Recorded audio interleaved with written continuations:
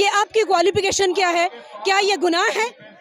तो मैं ये समझती हूँ ये कोई गुनाह नहीं है। ऐसा किसी कानून में नहीं लिखा है कि ये अगर हम किसी की डिग्री के बारे में जानना चाहते हैं तो वो गुनाह है। It's making us all ashamed of our own nations. He is not ready or he is not capable of running the nation. So मेरे पीछे आप देख सकते हैं कि इंडियन डेमोक्रेसी इन डेंजर, और उसके बाद सिग्नेचर कैंपेन यहाँ पर चलाया जा रहा है। तमाम लोग यहाँ पे साइन कर रहे हैं। क्या कहेंगे इस बारे में जो सिग्नेचर हो रहा है? देखिए, सिग्नेचर करने का सबसे बड़ा रीज़न यही है कि हम लोग जितनी भी महिलाएं देश प्रदेश से, पूरे देश से यहाँ पे इकट्ठी हुई हैं राहुल गांधी जी के सपोर्ट के लिए, हम ये बताना चाहते हैं कि हम इतने लोग राहुल गांधी जी के साथ खड़े हैं। आज जो ये राजनेता ये कहते हैं कि राहुल गांधी जी की सदस्यता खत्म कर दी गई है, राहुल गांधी जी के पास घर नहीं है, हम इन्हें बताना चाहेंगे कि हमारा एक एक घर जो है राहुल गांधी जी का घर है। इस तरीके से एक महिला ने 4 मंजिला मकान जो है दिया, उसकी चर्चा खूब हो रही है, लेकिन क्या ऐसे मकान रजिस्ट्री कराने से राहुल गांधी जी उसमें रहेंगे? ये मैं इतना ही कहना चाहूँगी कि अगर राहुल गांधी जी वहाँ रहते हैं तो वो महिला का पूरा जीवन सफल हो गया। अब ये डिपेंड करेगा राहुल गांधी जी पे कि क्या वो कृपा करेंगे या नहीं। विश्व में एक मॉर्निंग कंसल्ट नाम की सर्वे आया है जिसमें कहा जा रहा है कि विश्व में सबसे ज्यादा लोकप्रिय नेता मोदी जी हैं विश्व में। क्या कहेंगे इसके ऊपर? जी नहीं, ये सर्वा बहुत ज़्यादा गलत है। यहाँ देश प्रदेश की महिलाएं आई हुई हैं।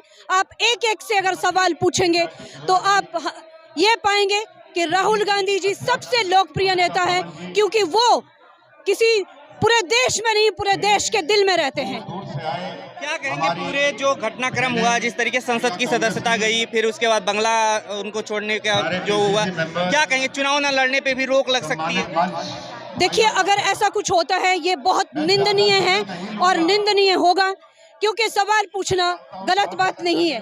ग्रास रूट से लेकर जहाँ तक हमारी राजनीति है, हर एक आदमी को, एक आम जनमानस को, हमारे राहुल गांधी जी तो क्या बोलते हैं, पार्लियामेंट में जाके ये सवाल कर रहे हैं, लेकिन सड़क पे खड़े होकर एक आम आदमी को भी ये सवाल करने का हक है। और अगर इस हक को छीना जा रहा है तो पूरी तरह से लोकतंत्र की हत्या है और हमारी तरफ से ये कम्प्लीटली निंदनीय है। न्याय जरूर मिलेगा, क्योंकि आज तक हमें अपने पूरे देश के कानून पर बहुत विश्वास है और हम जानते हैं कि हमारे राहुल गांधी जी को भी न्याय मिलेगा, क्योंकि उन्होंने कोई दोष नहीं किया, उन्होंने किसी का बलात्कार नहीं किया, उन्होंने किसी की संपत्ति नहीं छीनी, उन्होंने सिर्फ और सिर्फ अपने देश के प्रति एक सवाल पूछा है। डिफेमेशन केस एक और दाखिल हुआ है हरिद्वार की कोर्ट में। क्या कहेंगे दूसरा केस? देखिए, अब ये राहुल गांधी की आवाज को दबाने के लिए ना जाने कितने झूठे केस, ना जाने कितने केस उन पे करते रहेंगे, लेकिन अभी आपने एक शब्द सुना होगा कि आपने अभी एक नारा सुना होगा कि देखना है जोर कितना बाजुएं कातिल में है, सरफरोशी की तमन्ना अब हमारे दिल में है। मोदी जी कह रहे हैं हमारी इमेज खराब करने के लिए सुपारी कुछ लोगों ने दी है। इमेज खराब करने के लिए तो राहुल गांधी जी की भी हो सकती है, क्योंकि हमेशा से राहुल गांधी जी के पूरे गांधी परिवार के बारे में हमेशा उनके बारे में कुछ ना कुछ बातें कही जा रही है। ये जो मानहानि का दावा इस वक्त राहुल गांधी जी पे हुआ है, मैं ये समझती हूँ कि ये उन तानाशाह पर होना चाहिए था जो हर बार गांधी परिवार के बारे में कुछ ना कुछ कहते आए, जबकि इतिहास गवाह है वो गांधी परिवार है जिसने आज देश को धरती से आसमान तक पहुंचा दिया। संजय सिंह जी कह रहे हैं कि अगर मोदी जी की डिग्री की जांच हो जाए तो संसद की सदस्यता उनकी जा सकती है। क्या कहेंगे? आप खुद सोचिए, क्या इस देश के कानून में ऐसा कहीं लिखा है कि अगर आप सत्ता में बैठे हुए किसी आदमी से ये जानना चाहें कि आपकी क्वालिफिकेशन क्या है, क्या ये गुनाह है? तो मैं ये समझती हूँ ये कोई गुनाह नहीं है। ऐसा किसी कानून में नहीं लिखा है कि ये अगर हम किसी की डिग्री के बारे में जानना चाहते हैं तो वो गुनाह है। मुझे लगता है ये सब निंदनीय है। मैं सिर्फ यही कहना चाहूँगी, हम हिमाचल से आए हैं, पूरा गांधी परिवार को मैं ये कहना चाहूँगी कि इस वक्त हम आपके साथ खड़े हैं और मोदी जी जो इस तरह की जो साजिश रच रहे हैं राहुल गांधी जी के खिलाफ, ये बहुत ही निंदनीय है, क्योंकि राहुल गांधी जी ने जो सवाल पूछा है वो एक आम जनता का सवाल है। एक आम आदमी जानना चाहता है कि ये जो जिस तरह के घोटाले जो कुछ भी हुआ है, जिसके लिए उन्हें एक इतनी बड़ी सज़ा दी गई है, सज़ा सुनाई गई है, जो कि बहुत निंदनीय है। तो मेरा यही कहना है कि मोदी जी, आप ये मत सोचिए कि आप राहुल गांधी जी की आवाज़ को दबाएंगे। राहुल गांधी जी के साथ आज पूरा देश खड़ा है, पूरा हमारा हिमाचल प्रदेश खड़ा है। जहाँ भी ज़रूरत है हम इसके लिए राहुल गांधी जी के साथ खड़े हैं। धन्यवाद।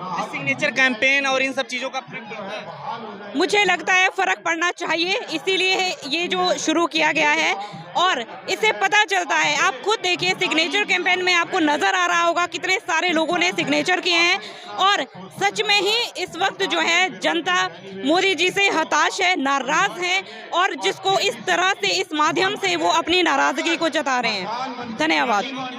अमला कश्यप फ्रॉम हिमाचल प्रदेश। मैम आपका? सरोज बाला, हिमाचल प्रदेश से हूँ, डिस्ट्रिक्ट कुल्लू से हैं, निर्मंड खंड ग्राम पंचायत देहरा की प्रधान भी हूँ और महिला कांग्रेस आनी विधानसभा क्षेत्र की अध्यक्षा भी हूँ।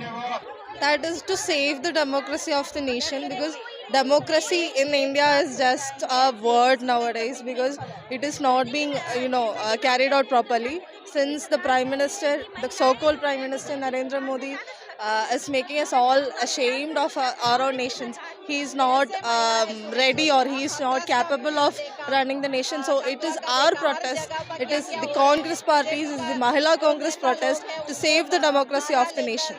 खबरों में बने रहने के लिए फोरम 4 को सब्सक्राइब करें और नोटिफिकेशन पाने के लिए बेल आइकन दबाएं।